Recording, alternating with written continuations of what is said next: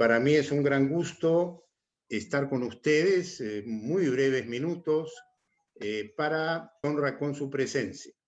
En esta oportunidad, dentro del desarrollo de los diversos tópicos que abordan los eventos académicos del Centro de Estudios Constitucionales, vamos a tocar un proceso que, si bien no es de competencia en cuanto a su conocimiento, tramitación y resolución por el Tribunal Constitucional, sí es un proceso de carácter constitucional que está previsto tanto en la Constitución como en el Código Procesal Constitucional, en lo que atañe a su consagración y a su regulación respectivamente. La tarea, como ustedes perfectamente lo saben, pero siempre es interesante reiterarlo, la tarea del Centro de Estudios Constitucionales es la de hacer permanente difusión del derecho constitucional, del derecho procesal constitucional, del derecho internacional de los derechos humanos, de la presencia y el rol del tribunal, así como su importancia, del Estado constitucional y en general de la Constitución, sus valores, sus principios y todo lo que ella significa, con énfasis en dos aspectos fundamentales: la persona humana como fin supremo de la sociedad y el Estado y el respeto de sus derechos, y la propia Constitución como expresión de la voluntad popular que establece las reglas básicas que deben regir en la sociedad peruana. Somos, en buena cuenta, el brazo académico del Tribunal Constitucional, un brazo que complementa la tarea principal, que es la tarea jurisdiccional de resolución de conflictos de naturaleza constitucional. Y en esta oportunidad hemos invitado, como les adelanté, a un destacado constitucionalista, que es el doctor Omar Sar, que además de ser un profesional de mucha relevancia, es un directo amigo en lo personal. Y por eso me he permitido, antes de su presentación, dirigirme a ustedes para agradecerle a nombre del Centro de Estudios Constitucionales por habernos aceptado esta invitación y por dedicarse un buen rato a nosotros para enriquecernos con sus conocimientos, con su experiencia, con su sapiencia. Desde ya los invito a que atiendan y sigan esta disertación sobre un proceso que para mí es muy importante, pero quizás no está suficientemente difundido ni conocido ni utilizado en la forma que corresponde. Y además es un proceso que tiene una característica muy especial, que es de titularidad individual, es decir, cada uno de nosotros sin más trámite puede dirigirse al Poder Judicial y cuestionar una norma de rango infraconstitucional o infralegal, mejor dicho, es decir, de una norma del tercer nivel después de la Constitución, es decir, Constitución, ley, y debajo normas ya de rango infralegal que consideremos infractoras de la Constitución o de la ley. Es un proceso interesante que vale la pena conocer y cuyos detalles hoy estarán a cargo del doctor Sar, que hará un análisis de cómo se origina este proceso, cuál es su naturaleza, sus alcances y demás detalles que es necesario conocer. Eso es todo. Yo les agradezco mucho su atención por estos brevísimos minutos y lo dejo al licenciado Cayo para que él presente a nuestro expositor. Muchas gracias. Buenas noches. Gracias a usted, doctor Ernesto Blume Fortini, nuestro director general del Centro de Estudios Constitucionales. Agenda constitucional descentralizada desde Arequipa, desde la calle Misti 102, en el tradicional distrito de Yanaguara. Tema: proceso de acción popular. Expositor: doctor Omar Sar Suárez. Doctor y magíster en Derecho con mención en Derecho Constitucional por la Pontificia Universidad Católica del Perú. Abogado por la Universidad de Buenos Aires. Ha convalidado su título en la Universidad Nacional Mayor de San Marcos. Profesor de Derecho Procesal Constitucional en el pre- y posgrado de la Universidad de San Martín de Porres, donde además preside el Centro de Estudios de Derecho Procesal Constitucional. Miembro hábil de los colegios de abogados de Lima y Buenos Aires, así como de la Asociación Peruana de Derecho Constitucional. Asesor jurisdiccional del Tribunal Constitucional, jefe de la Comisión de Procesos de Inconstitucionalidad y Competenciales. Ha sido adjunto para los asuntos constitucionales de la Defensoría del Pueblo y asesor principal de la Comisión de Constitución y Reglamento del Congreso de la República. Señoras y señores, distinguido ciberauditorio, dejo en el uso de la palabra al doctor Omar Sar Suárez. Bienvenido, doctor. Adelante.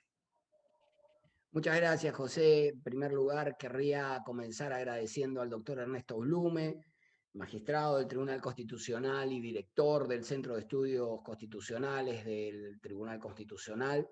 Es para mí un honor poder participar en estas jornadas académicas que permanentemente, que sistemáticamente organiza la institución en particular, con espíritu de difusión, con espíritu de capacitación, con espíritu de colaboración. Quería agradecer, por supuesto, también a Susana Tábara, que es la directora académica del SEC, y es para mí entonces un gusto poder compartir algunas reflexiones con ustedes. Estamos haciendo la agenda constitucional que haríamos en Arequipa, y en verdad extraño a Iris Rosado, y su enorme generosidad habitual, pero lo hacemos con mucho afecto, con el mismo compromiso con el que lo haríamos en aquella sala del segundo piso que tan gratos momentos nos ha deparado.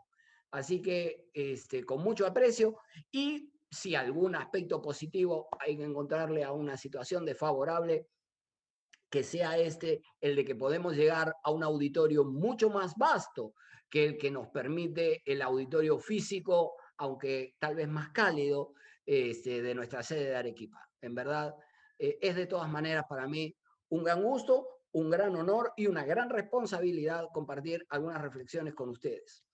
Vamos a ir un poco a desarrollar las ideas que nos proponía el doctor Blume. Por ejemplo, él comenzó señalando este tema de que el proceso, había que analizar el tema de cómo llegamos al proceso de acción popular. La Constitución vigente, la Carta de 1993, introdujo algunas novedades procesales respecto de su antecesora. Por ejemplo, introdujo el proceso de habeas data y también el proceso de cumplimiento, que no se encontraban previstos en las cartas anteriores. Pero en cambio, el proceso de acción popular no es nuevo. El proceso de acción popular se encontraba ya regulado en nuestro ordenamiento constitucional desde la Constitución de 1933. El artículo 133 de esa Constitución de 1933 establecía que hay acción popular ante el Poder Judicial contra los reglamentos, contra las resoluciones y decretos gubernativos de carácter general que infrinjan la Constitución o las leyes, sin perjuicio de la responsabilidad política de los ministros. La ley establecerá el procedimiento judicial correspondiente.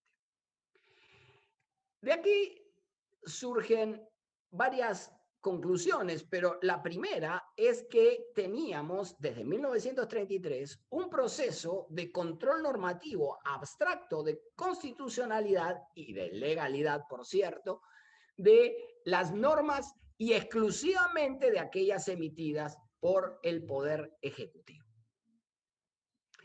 Entonces, la acción popular fue incorporada como proceso de control normativo de las normas infralegales, aún cuando no establecía ni el control abstracto de las leyes, ni tampoco creaba un órgano como el Tribunal Constitucional, ¿sí?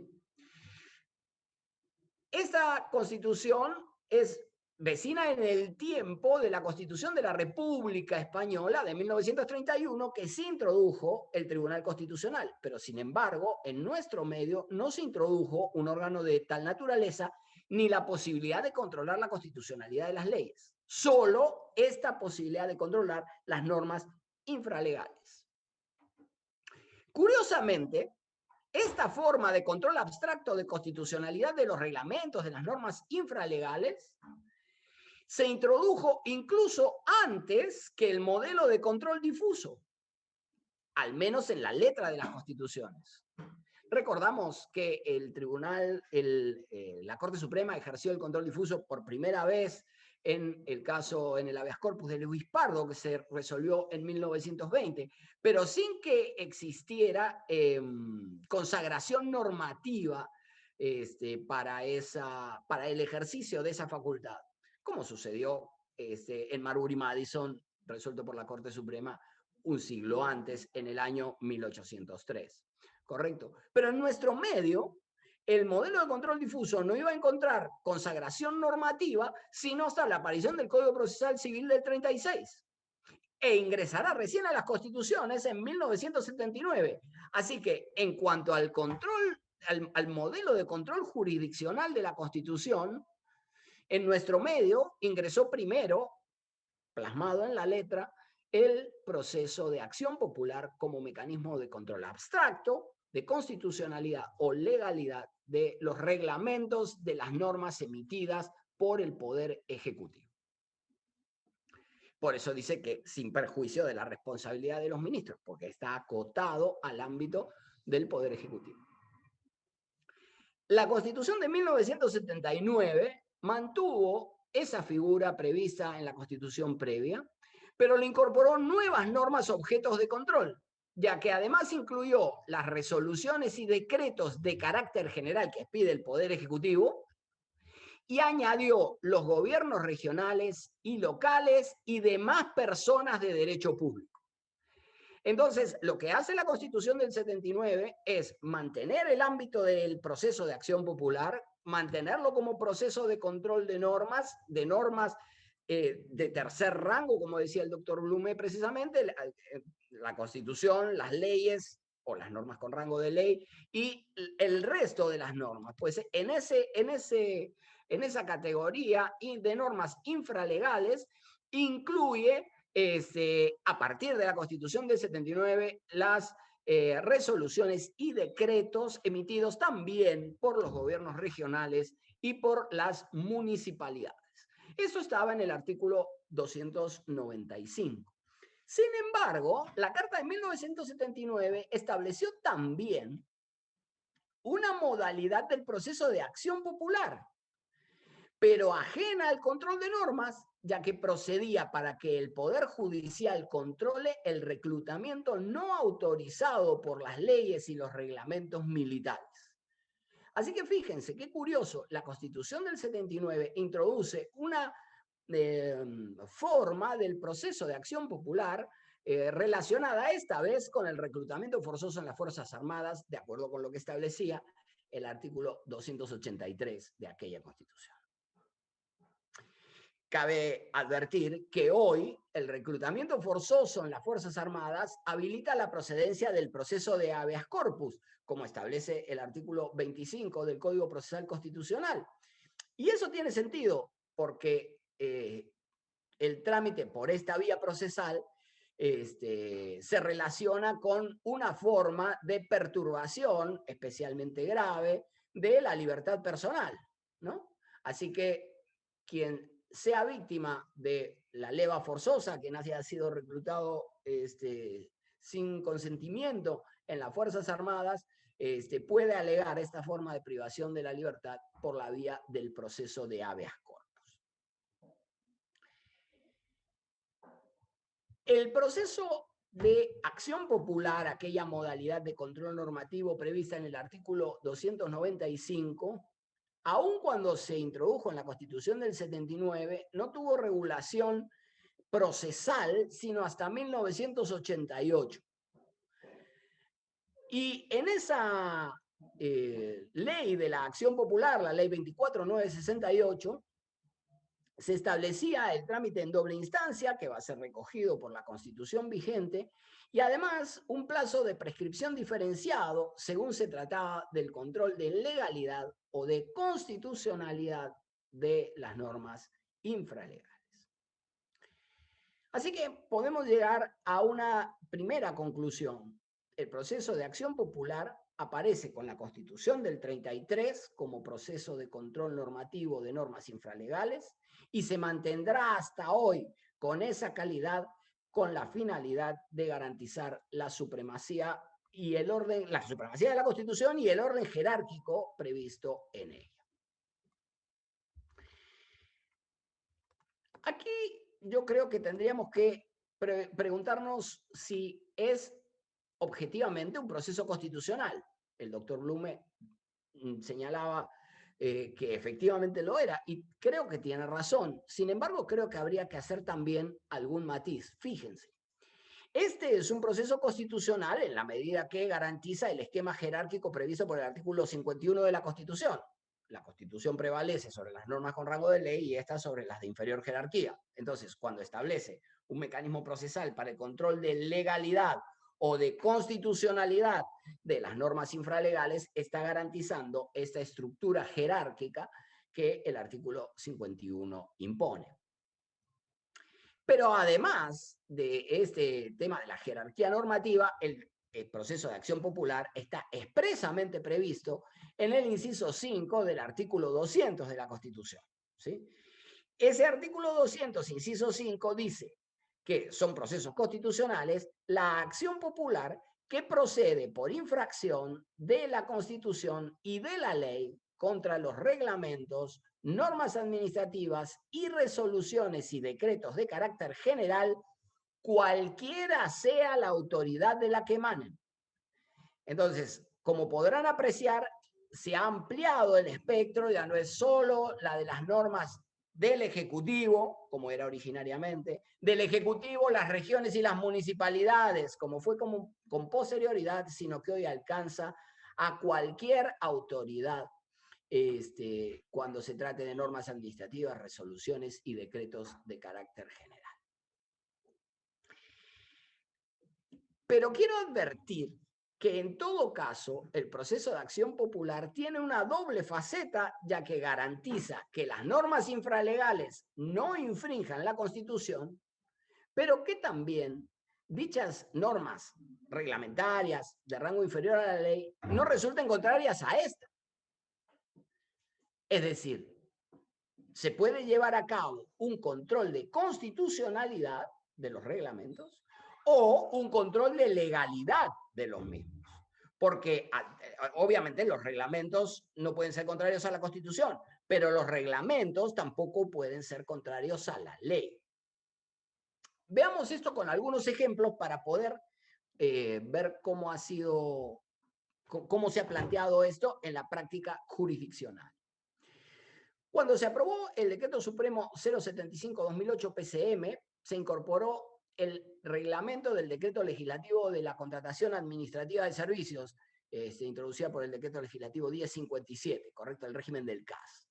Y en esta norma, en su reglamento, aprobado por este Decreto Supremo 075, se estableció que las personas que trabajaban bajo esta modalidad debían tributar rentas de cuarta categoría. Pero esto supuso, esta regulación supuso una modificación de la ley del impuesto a la renta que estaba aprobado por el decreto legislativo 774. Entonces, tenemos un reglamento que resulta contrario a un decreto legislativo que es una norma con rango de ley.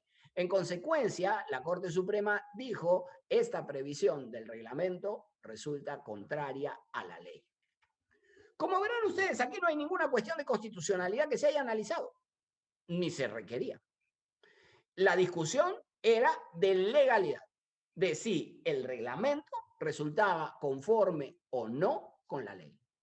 En este caso, evidentemente, los órganos competentes del Poder Judicial desarrollan específicamente un control de legalidad, sin que intervenga en absoluto el parámetro constitucional.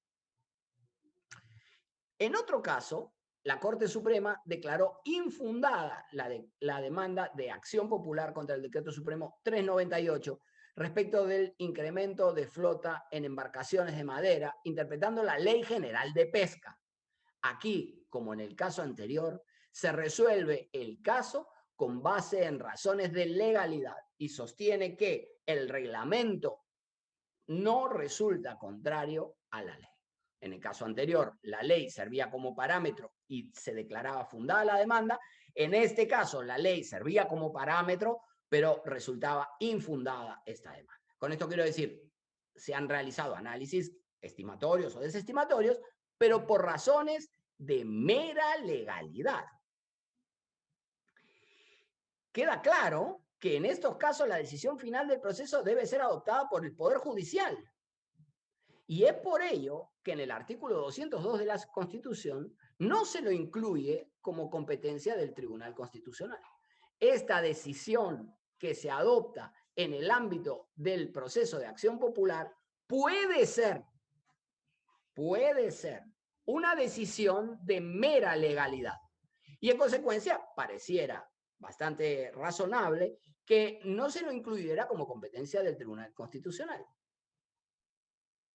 De hecho, el proceso de acción popular es el único proceso constitucional que no llega en ningún momento del trámite, por medio de ningún mecanismo procesal, a conocimiento del Tribunal Constitucional. Es decir, es el único proceso constitucional que es de competencia originaria y exclusiva, aunque no en única instancia, sino en doble instancia, del Poder Judicial.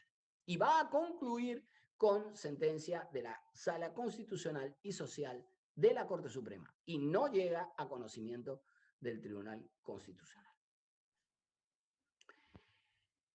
Sin embargo, el análisis del Poder Judicial en el proceso de acción popular también puede ser un análisis de constitucionalidad, como señalábamos aquí.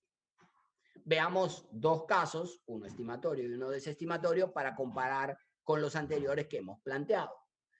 Por ejemplo, un caso es el que se presentó respecto del Decreto Supremo 12/2014 de Salud, que limitaba el derecho de huelga del personal que se desempeña en ese ámbito. La Corte Suprema resolvió finalmente el caso tomando en cuenta la incidencia de un conjunto de derechos fundamentales, entre ellos del derecho de huelga expresamente reconocido en la Constitución. Y en consecuencia, la decisión se fundamenta en que el reglamento no resultaba contrario a la Constitución. Como verán aquí, no había un problema de legalidad, sino que lo que se contrastaba era si el reglamento resultaba conforme o no con la Constitución. Por otro lado, la Corte Suprema, por ejemplo, analizó también la resolución ministerial 281/2016 del Ministerio de Educación, que incluía el tema de la perspectiva de género en el currículo escolar. Y rechazó la demanda tomando en cuenta que la Constitución garantiza igualdad entre hombres y mujeres que poseen una identidad que puede ser dinámica y no está condicionada por la genitalidad. En consecuencia, aquí una vez más toma razones de orden constitucional para resolver la controversia en el proceso de acción popular. Entonces, en estos casos, a pesar de que se trata de una controversia en la que se encuentra en juego la interpretación de la Constitución y el alcance constitucional de una norma, aunque infralegal, el sistema procesal se cierra con la decisión de la Corte Suprema y sin que intervenga en etapa alguna del proceso, por medio de ningún mecanismo procesal, el Tribunal Constitucional. Entonces, tenemos un caso de control de constitucionalidad de normas infralegales que no llega a conocimiento del Tribunal Constitucional. Así que podemos sacar aquí una segunda conclusión. El proceso de acción popular puede suponer un control de legalidad, en cuyo caso se explica que sea de conocimiento exclusivo del Poder Judicial, pero también puede requerir una decisión respecto de la constitucionalidad de los reglamentos, en cuyo caso tal vez debiera habilitarse la competencia del Tribunal Constitucional en un eventual proceso de reforma. Otro aspecto que creemos que resultaría relevante poner de manifiesto sería el de si puede revisarse la decisión recaída en un proceso de acción popular por la vía del amparo, porque el amparo sí llega a conocimiento del Tribunal Constitucional. El Tribunal Constitucional sostuvo que en el marco de lo establecido por el Código Procesal Constitucional, así como de su posterior desarrollo jurisprudencial, debe admitirse el proceso de amparo contra amparo, así como sus demás variantes: amparo contra habeas corpus, amparo contra cumplimiento y, en lo que aquí interesa, amparo contra acción popular. Así que el Tribunal Constitucional ha señalado que resulta viable la posibilidad de interponer una demanda de amparo contra lo resuelto en un proceso de acción popular. De hecho, el proceso de amparo, de acuerdo con lo que establece el inciso segundo del artículo 200 de la Constitución, no procede contra resoluciones judiciales, pero añade que la condición de esta improcedencia es que esas resoluciones judiciales emanen de proceso regular. Por ende, cualquier sentencia que no sea regular, en el sentido de que no resulte conforme con los derechos fundamentales, podrá ser revisada y eventualmente declarada nula por la vía del amparo. Y esto incluye, naturalmente, las sentencias recaídas en procesos de acción popular. Regularidad, en los términos del artículo 200.2 de la Constitución, quiere decir respeto por el conjunto de los derechos fundamentales, como dejó establecido el Tribunal Constitucional en el caso Apolonia Colca, que data del año 2004, es decir, ya tiene casi 20 años.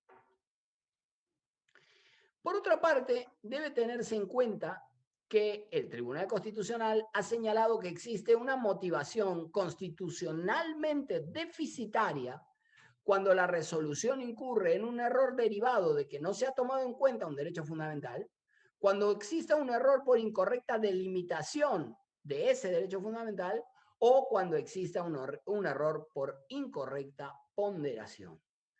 En todos estos casos puede controlarse lo que el tribunal ha denominado una motivación constitucional deficitaria. Por supuesto que esto puede presentarse en el proceso de acción popular y puede referirse a la interpretación que la Sala Superior o la Corte Suprema en última instancia haya realizado en un proceso de acción popular. Ahora bien, debe tenerse en cuenta que el amparo contra resoluciones judiciales no tiene por objeto la revisión del fondo del asunto, por cuanto el Tribunal Constitucional no actúa como suprainstancia respecto de la decisión de los jueces. Insisto, el amparo no procede como mecanismo de revisión de lo decidido. Existe una línea tenue, pero visible. Una cosa es cuestionar el fondo del asunto, es decir, si un decreto supremo, por ejemplo, es contrario a un principio constitucional o no. Y otra distinta, alegar que cuando se decidió que era contrario a la Constitución, se vulneraron o no determinados derechos fundamentales. En el primer caso, la discusión se centra en la constitucionalidad de la norma y por lo tanto la demanda de amparo sería improcedente. En el segundo caso, en cambio, el núcleo de la discusión se refiere a los derechos fundamentales involucrados y al control de regularidad de la resolución recaída en el proceso de acción popular. Y solo en este caso debería admitirse a trámite la demanda de amparo contra lo decidido en el proceso de acción popular. Entonces, la respuesta es: el amparo procede, pero para el control de regularidad del proceso, es decir, debe demostrar quien demanda por la vía del amparo contra lo decidido en un proceso de acción popular No que la norma objeto de control en el proceso de acción popular es contraria a la Constitución, sino que se ha omitido considerar algún principio constitucional a la hora en la que se motivó aquella resolución. Y esto es una cosa completamente distinta. Conclusión, tercera conclusión. El amparo procede contra lo decidido en el proceso de acción popular, pero no para controlar el fondo de la decisión relacionada con la constitucionalidad o no del reglamento, sino la regularidad del proceso de acción popular, es decir, si se garantizaron los derechos fundamentales a la hora de decidir este proceso constitucional. Desde la perspectiva procesal, el Código Procesal Constitucional establece una serie de reglas para el trámite del proceso de acción popular. Analizaremos aquí solo algunas para no abusar de su paciencia. Por ejemplo, el Código establece el deber de elevar en consulta la resolución de primera instancia expedida en el proceso de acción popular contra la que no se interpuso recurso de apelación. Fíjense, el artículo 95 establece que si la sentencia que declara fundada la demanda no es apelada, los autos se elevarán en consulta a la Sala Constitucional y Social de la Corte Suprema. La consulta se absolverá sin trámite y en un plazo no mayor de 5 días desde que es recibido el expediente.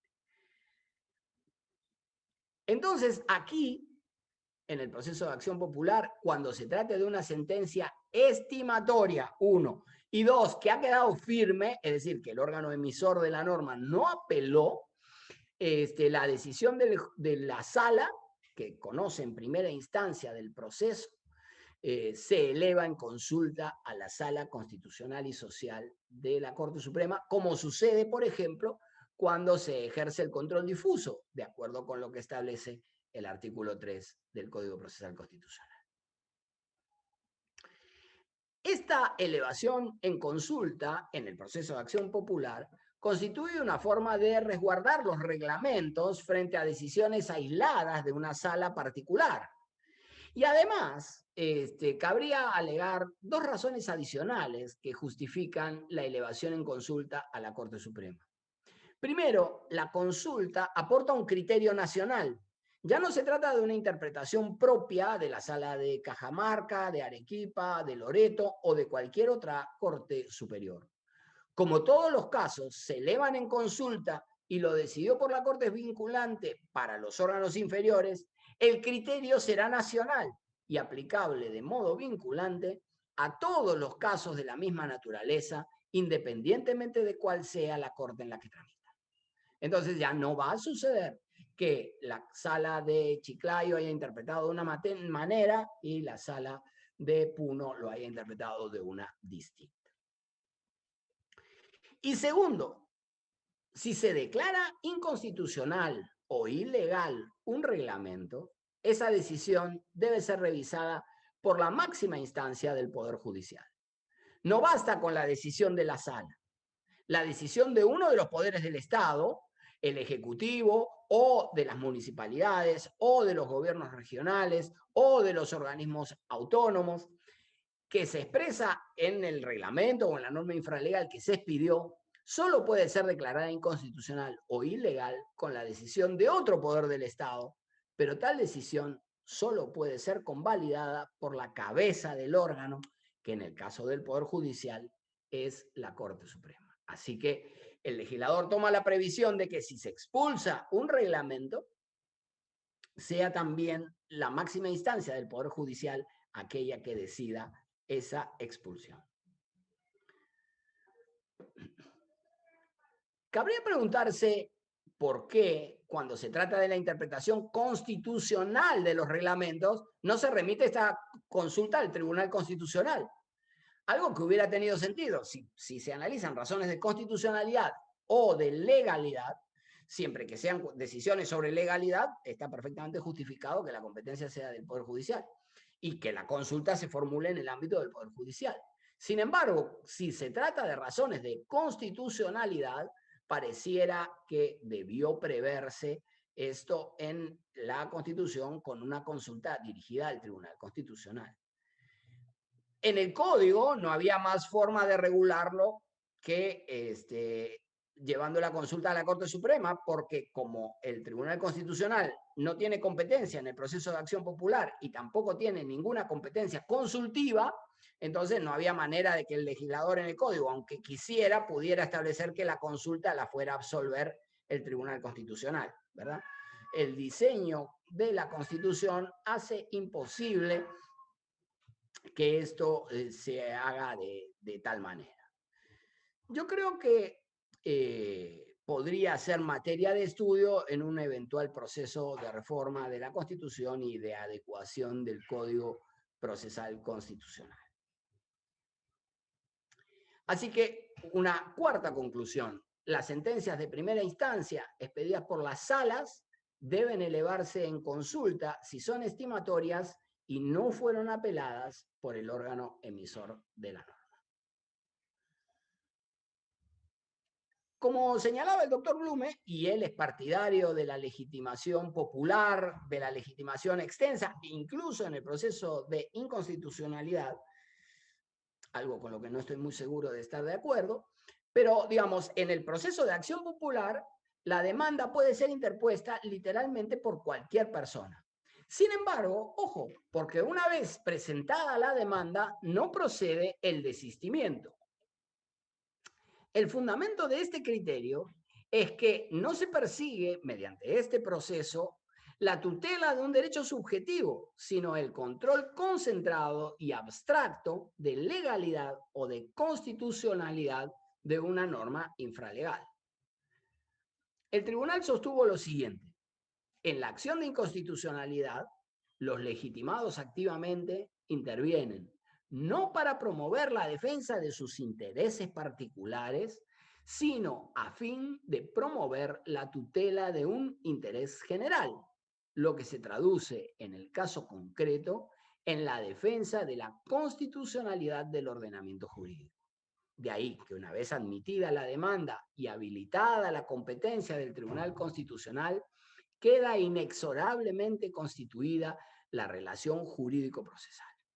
Esto, insisto, lo dijo el tribunal respecto del proceso de inconstitucionalidad. Sin embargo, una lógica idéntica podría aplicarse al proceso de control normativo de las normas infralegales que tramita, como decíamos, por la vía del proceso de acción popular.